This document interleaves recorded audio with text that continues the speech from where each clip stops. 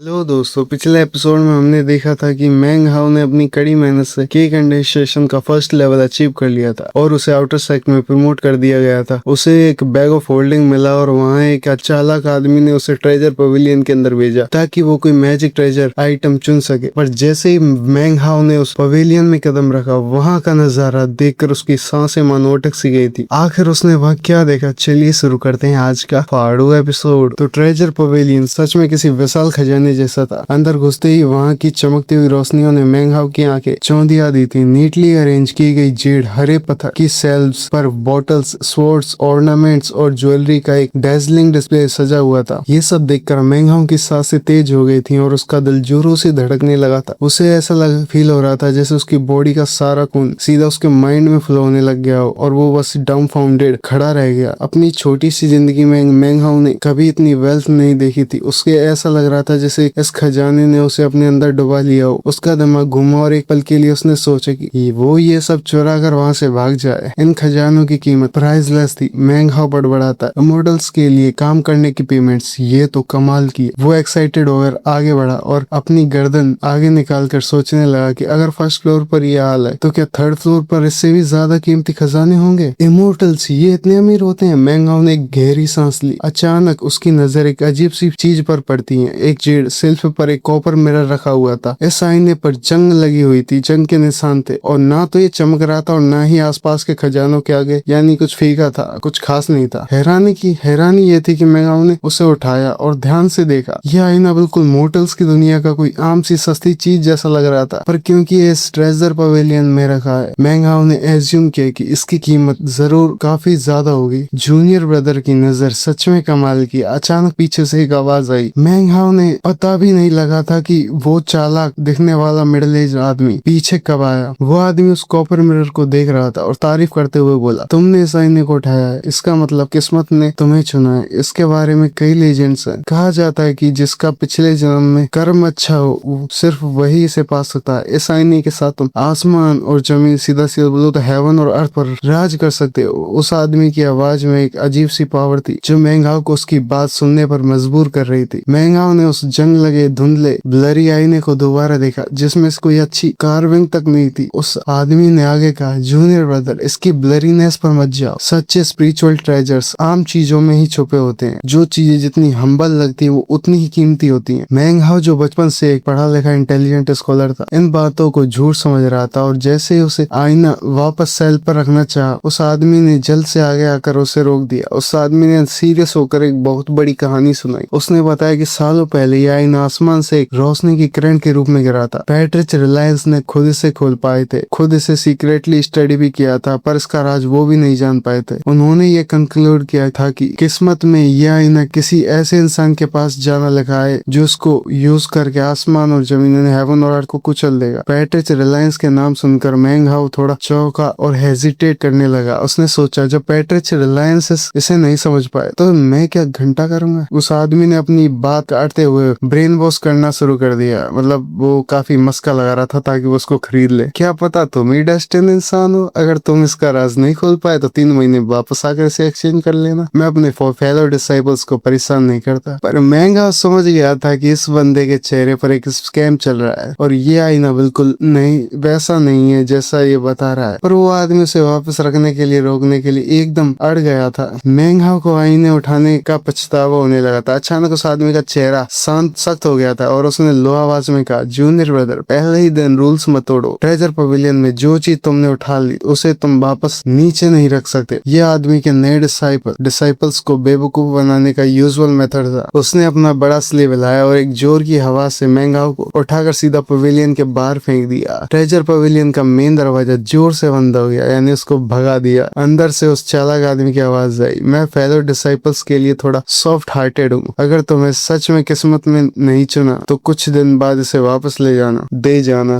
मैंग how अपनी Z slip की information को गाइड बनाकर आउटर साइड के ग्रीन रास्तों पर चलने लगा था। दोपहर के वक्त उसने अपना नया घर मिला जो नॉर्थ बॉर्डर में एक बहुत ही रिमोट और अकेले सेक्शन में था। दरवाजा खोलकर जब वो अंदर गया तो वहाँ एक बेड और एक डेस्क था। मैंग हाउ खुश था क्योंकि ये उसके सर्वेंट्स क्वार्टर वाले कमरे से बहुत बेहतर था। बेड्स पर क्रॉस लेग बैठकर उसने उस कॉपर मिरर को शाम तक स्टडी किया। फिर देर रात तक तेल का लैंप जलाकर उसने देख रहा था, पर कोई फायदा नहीं हुआ। उसे बिल्कुल समझ नहीं आ रहा था कि इस ऑर्डिनरी से आईने का आखिर पर्पस क्या है, ये वो इसका काम क्या है। कुछ दिन बीत गए।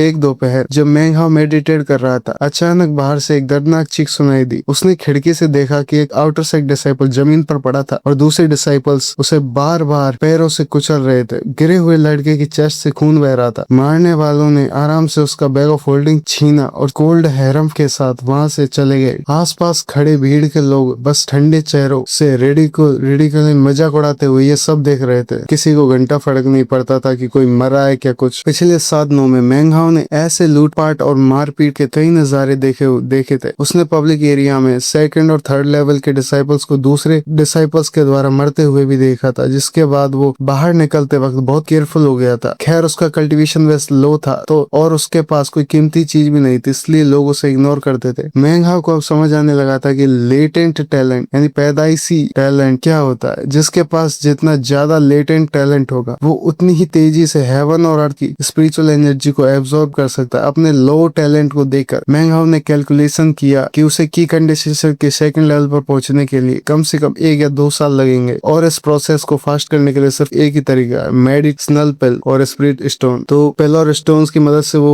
1-2 साल में सेकंड लेवल पर पहुंच सकता है, ऐसा उसकी कैलकुलेशन थी। ताकतवर बनता और कमजोर मैंग हाउ ने शांति से कहा। इसी तरह रिलायंस एक डिनर सेट के लिए डिसाइपल्स तैयार करता है। एक सुबह जब आसमान में थोड़ी थोड़ी रोशनी आना शुरू हुई थी, मैंग हाउ हमेशा की तरह मेडिटेट कर रहा था। अचानक पूरे सेट में जोर जोर से घंटियां बजने लगी थी। मैंग हाउ की आंखें एक्साइटमेंट से खुल गई थी। वो रूम से बाहर भागा और देखा कि सारे डिसाइपल्स एक ही डायरेक्शन में भाग रहे थे। जब ये बेल्स बजती हैं तो इसका मतलब होता है स्पिरिट स्टोन्स और मेडिसिनल पिल बटने का टाइम आ गया। मैंग हाउ की सांसें तेज हो गई। ये पिल डिस्ट्रीब्यूशन डे था। वो भीड़ के साथ भागता हुआ आउटर सेट के सेंटर में बने एक जायंट स्क्वायर में पहुंचता है। ये स्क्वायर बहुत ही मोन्यूमेंटल साइज का था और इसके बॉर्डर पर 9 स्टोन पिलर्स लगे थे जिन पर ड्रैगन्स की कार्विंग बनी हुई थी। सामने एक 90 मीटर बड़ा प्लेटफॉर्म था जिसके ऊपर एक मल्टी कलर्ड बादल छाया हुआ था और उसके अंदर कुछ शेपलेस फॉर्म थे। वहां 100 से ज्यादा ग्रीन रोब पहने आउटर सेट डिसाइपल्स खड़े आपस में बड़बड़ा रहे थे और उसे मल्टी कलर्ड बादलों को देख रहे थे। धीरे धीरे वो बादल हटा और उसमें से एक गोल्डन रोब पहने पॉक फेस्ड दाग वाले चेहरे वाला एक ओल्ड मैन बाहर आया। उसका चेहरा शांत था पर उसमें एक नेचुरल पावर थी और उसकी आंखों में लाइटनिंग की तरह चमक थी। उस ओल्ड मैन के ठीक बगल में 2 और लोग सिल्वर रोब पहने खड़े थे।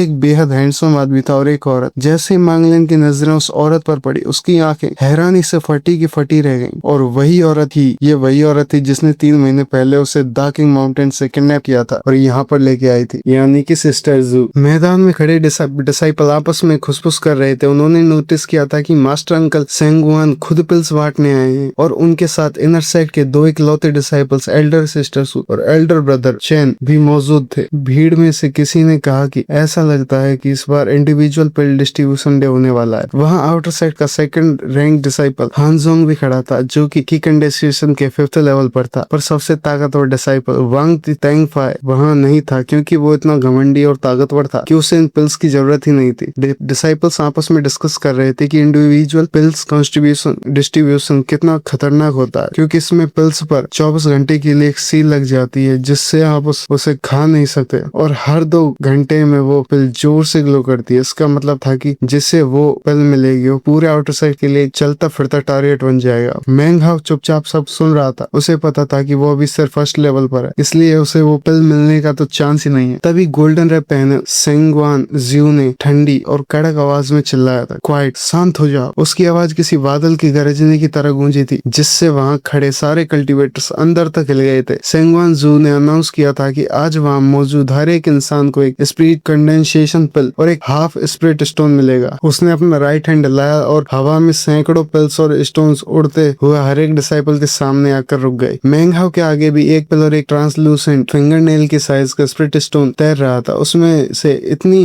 महकती हुई खुशबू आ रही थी कि मैंग हाउ का दिल जोरों से धड़कने लगा था। ये उसकी जिंदगी का पहला मौका था जब उसने इतनी कीमती चीजें देखी थी जो बाहर की दुनिया में हजारों गोल्ड कॉइन्स के होंगे। उसने बिना सोचे उस पिल को पकड़ा और सीधा मुंह में डालने वाला था, पर तभी उसने देखा कि आसपास कोई भी अपनी पिल नहीं खा रहा है। उसने ध्यान से देखा तो उसकी पिल पर एक हल्का सा ग्लो था और उस पर एक अजीब सी सील बना हुआ था। तभी प्लेटफॉर्म से सेंगवान ज्यू की आवाज दोबारा आई। उसने अपने हाथ में पर्पल कलर की पिल निकालकर सबको दिखाई और बोला मेरे पास एक ड्राई स्प्रेड पिल भी है। जैसे ही वो पिल बाहर आई, पूरे मैदान जिसे बस सूंघने भर से पूरे मैदान में एक ऐसी बेहतरीन खुशबू फैल गई कि जिसे सूंघने भर से मैंग हाउ को स्पिरिचुअल एनर्जी बढ़ती हुई फील हुई थी। भीड़ में बवाल मच गया था, लोगों की आंखों में लालच की आग उड़ जाती थी, क्योंकि 5th लेवल के से नीचे किसी भी कल्टीवेटर्स के लिए ये पिल एक अनमोल खजाने से कम नहीं थी। पर आगे जो हुआ उसने मैंग हाउ के पैर तले जमीन खिसका दी थी। सेंगवान जू ने मुस्कुराते हुए अनाउंस किया कि ये ड्राई स्पिरिट पिल उस नए डिसाइपल को मिलेगी जो इस महीने आउटर सेक्ट में प्रमोट हुआ है, ताकि उसे इनकरेजमेंट मिल सके। और अगले ही पल सेंगवान जू की चमकती हुई नजरा सीधे मैंग हाउ पर आकर टिक गई थी। मैंग हाउ का दिल बुरी तरह धड़कने लगा था।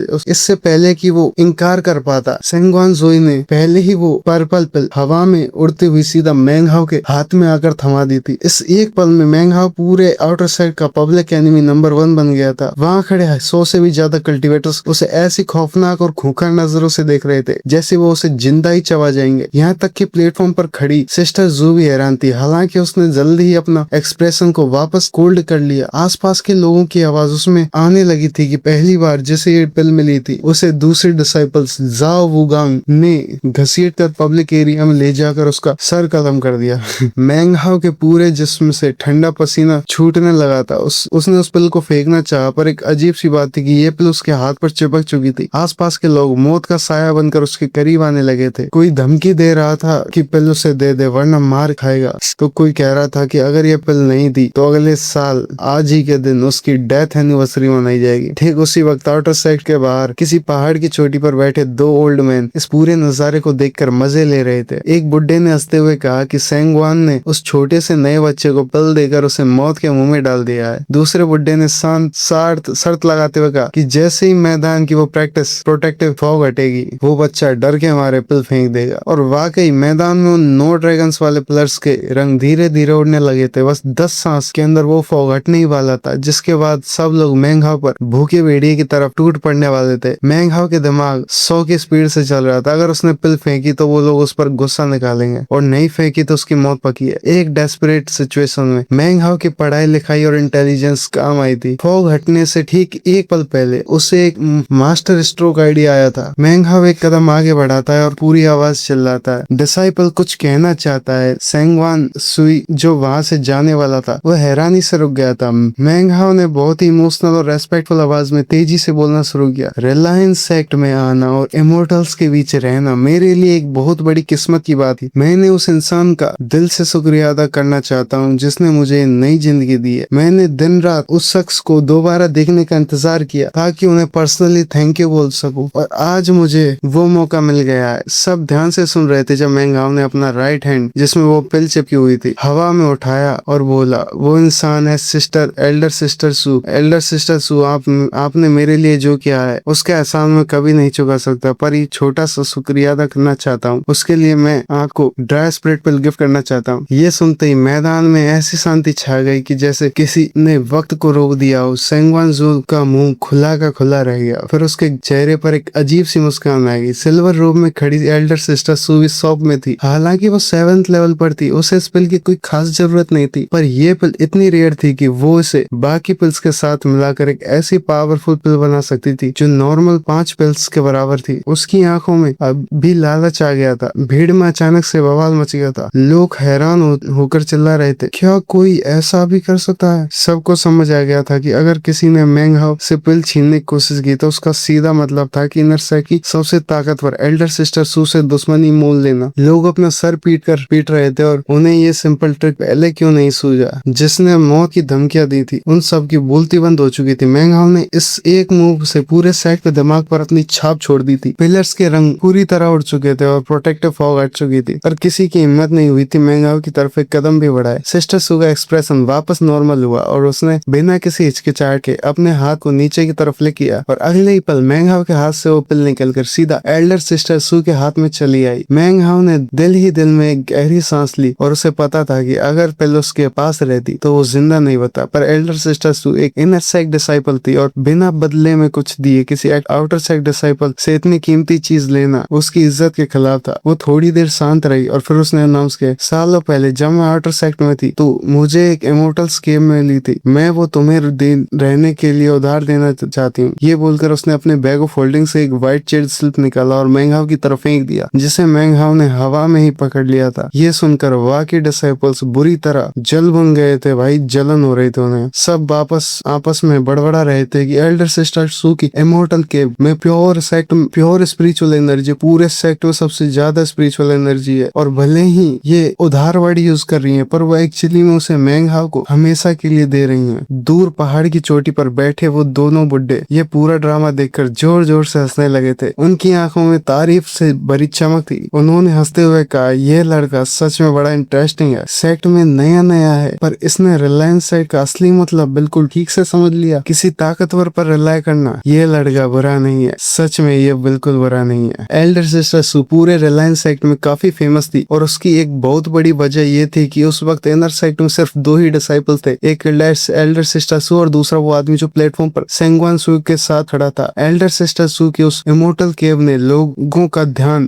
के दिलों में ऐसी दहशत बैठा दी कि मैंग हाउ आराम से अपना स्पिरिट स्टोन और स्पिरिट कंडेंसेशन पिल लेकर उस स्क्वायर से बाहर निकल गया, मैदान से बाहर निकल गया, और जाते वक्त उसकी पीठ पसीने से भीगी हुई थी और उसे लोगों की जलन वाली नजरें किसी इनविजिबल चाकू की तरह चुभ रही थी। पर जैसे तैसे वो दूर गया, वे नजरें गायब हो गई थी। 3 अगरबत्ती जलने जितने वक्त में मैंग हाउ बिना रुके चलता रहा। वो अपने पुराने कमरे में नहीं गया था, बल्कि एल्डर सिस्टर जू की दी हुई वाइट जेड स्लिप को फॉलो करते हुए सीधा साउथर्न माउंटेन के फोर्ट यानी पर पहुंच गया था, जहां वो इमोर्टल केव स्थित थी। गुफा के बाहर वो 2 बड़े स्टोन स्लैब थे जो वाइन्स और हरी डालियों से ढके हुए थे। ये जगह एकदम शांत और हरी भरी थी। आस पास में ही एक पहाड़ी झरना बह रहा था और हवा की ठंडी लहरें गर्मी को दूर कर रही थी। मैंग हाउ गुफा के हरे पत्थर वाले दरवाजे के सामने खड़ा पूरी तरह संतुष्ट लग रहा था, सेटिस्फाइड। अब उसे समझ आया था कि वाकई आउटर साइड डिसाइपल इतने जल क्यों रहे थे, इतनी जेलसी क्यों हो रही थी, क्योंकि यह केव है ही कमाल की। मैंग हाउ ने मुस्कुराते हुए कहा कि यह सच में मोर्टल्स के रहने की जगह है। उसने अपना राइट हैंड हिलाया और वो वाइट जेट स्लेब हवा में उड़ता हुआ उस पत्थर के दरवाजे पर जाकर चिपक गया। एक वजलिंग साउंड की आवाज आई और दरवाजा धीरे धीरे खुलने लगा। गुफा ज्यादा बड़ी नहीं थी, उसमें सिर्फ 2 ही कमरे थे, एक कल्टीवेशन प्रैक्टिस के लिए और दूसरा कमरा एक पत्थर के दरवाजे से सील्ड था। मैंग हाउ अंदर गया और मेन दरवाजा बंद होते ही जेट स्लेब वापस उसके हाथ में आ गई थी। छत से एक सॉफ्ट ग्लो पूरे कमरे में रोशन कर रहा था। मैंग हाउ की नजर उस सील्ड दरवाजे पर पड़ी थी। उसने बड़बड़ाते हुए अपनी जेट स्लिप उस दरवाजे पर रखी और दरवाजा खुल गया था। दरवाजा खुलते ही अंदर से इतनी थिक स्पिरिचुअल एनर्जी की खुशबू आई कि मैंग हाउ की आंखें हैरानी से फटी की फटी रह गई थी। उसने देखा था कि अंदर पत्थर के कमरे में एक स्पिरिट स्प्रिंग यानी ऊर्जा का झरना, एक टाइप से बोल लूं तो, जिसमें से पानी नहीं बल्कि मल्टी कलर्ड और चमकती हुई स्पिरिचुअल एनर्जी निकलकर हवा में तैर रही थी। मैंग हाउ खुशी से पागल होने लगा था। ये एक ऐसी चीज थी जिसके बारे में उसने सिर्फ अपने मैनुअल में पढ़ा था। ऐसी स्प्रिंग दुनिया में बहुत रेयर होती हैं और मोस्टली बड़े कल्टीवेटर्स इन पर कब्जा कर लेते। हालांकि ये स्प्रिंग छोटी थी और 3rd लेवल के ऊपर वाले कल्टीवेटर्स के लिए इतनी ज्यादा यूजफुल नहीं थी, और मैंग हाउ जैसे 1st लेवल डिसाइपल के लिए किसी ड्राई स्पिरिट पिल से भी ज्यादा कीमती खजाना था। बिना एक पल वेस्ट किए मैंग हाउ क्रॉस लेग बैठ गया और अपनी सांसें कंट्रोल करके कल्टीवेशन शुरू कर दिया था। कुछ ही घंटों में उस कमरे की जमा की हुई ज्यादातर एनर्जी उसने एब्जॉर्ब कर ली थी। जब उसने आंखें खोली तो उसकी आंखों में एक तेज चमक थी। वहां बिताए गए कुछ घंटे बाहर के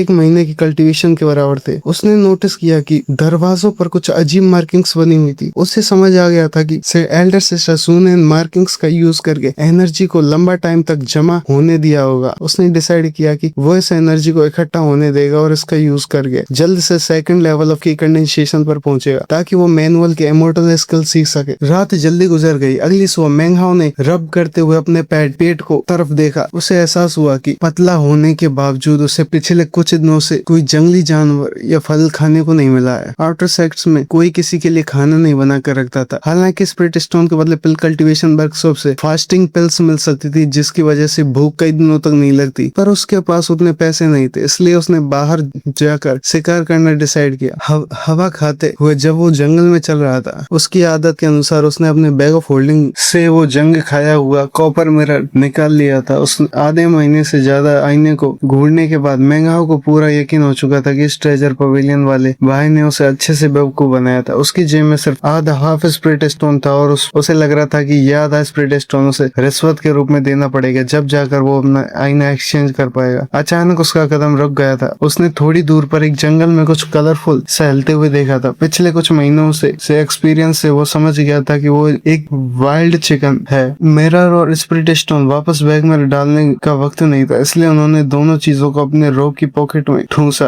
और आगे की तरफ छलांग लगा दी। की कंडेंसेशन के फर्स्ट लेवल पर आने के बाद उसकी स्पीड इतनी तेज हो गई थी कि वो बस 10 सांस जितने वक्त में ही उस मुर्गे को पकड़ लिया था और उसके दोनों पंख जकड़ लिए थे ताकि वो हिल नहीं सके। मेंग हाउ ने उस मुर्गे को उठाकर सोचा कि उसका मुंहफेटी दोस्त, मोटा दोस्त, और शायद वो यह मुर्गा उसके साथ बांट कर खाएगा, पर ठीक उसी पल अचानक उसकी रोब की पॉकेट में रखी चीज गर्म होने लगी। अगले सेकंड मेंग हाउ के हाथ में शांति से पकड़ा हुआ वो मुर्गा किसी अजीब पागलपन से साथ बुरी तरह फड़फड़ाने लगा था और वो दर्द से चीखने लगा था। वो इतनी जोर से हिल रहा था कि मेंग हाउ ने उसे पकड़ा तक नहीं जा रहा था। मुर्गे पे चीखने का इतना दर्दनाक था कि कान फट जाए, और तभी उस मुर्गे का पिछवाड़ा एक जोर की आवाज से ब्लास्ट हो गया। खून और चिथड़े हवा में चारों तरफ उड़ गए। सब कुछ इतनी अचानक से हुआ कि मेंग हाउ का मुंह खुला का खुला रह गया और वो डम्फाउंडेड वहां खड़ा था। उसने आज तक ऐसी भयानक और अजीब मौत नहीं देखी थी। उसने जल्द से उस मुर्गे को जमीन पर फेंका था। उससे पहले डर लगा और एक कोल्ड आवाज में उसके स्पाइन के नीचे से गुजर रही थी, पर तभी उसे याद आया कि मुर्गे का ब्लास्ट होने से ठीक पहले उसकी पॉकेट में कुछ हीट फील हुआ था। उसने तुरंत अपनी पॉकेट से वो कॉपर मिरर और स्पिरिट स्टोन बाहर निकाला। उसके दिल जोरों से धड़कने लगा था और उसने आंखों में एक पावरफुल रोशनी चमक रही थी। उसका आईना पकड़ा हुआ हाथ खुशी और शौक से कांप रहा था। उसने चेक करना था कि मुर्गे का कलर वाकई आईना है या नहीं। फैटी के साथ खाना खाने का प्लान उसने कैंसिल किया और मिरर पकड़कर जंगल में तेजी से भागा ताकि और जानवरों को ढूंढ सके। थोड़ी दूर पर एक जंगली हिरन दिखा था जो उसे पहले बेवकूफ के फूंकों की तरह फिर से गुस्से से घूर रहा था। मेंग हाउ ने बिना सोचे तुरंत उस आईने की रोशनी को उस हिरन के ओर साइन करवा दिया। हिरन का एक्सप्रेशन तुरंत बदल गया। वो डर के मारे हवा में उछला और एक ऐसी दर्दनाक और दिल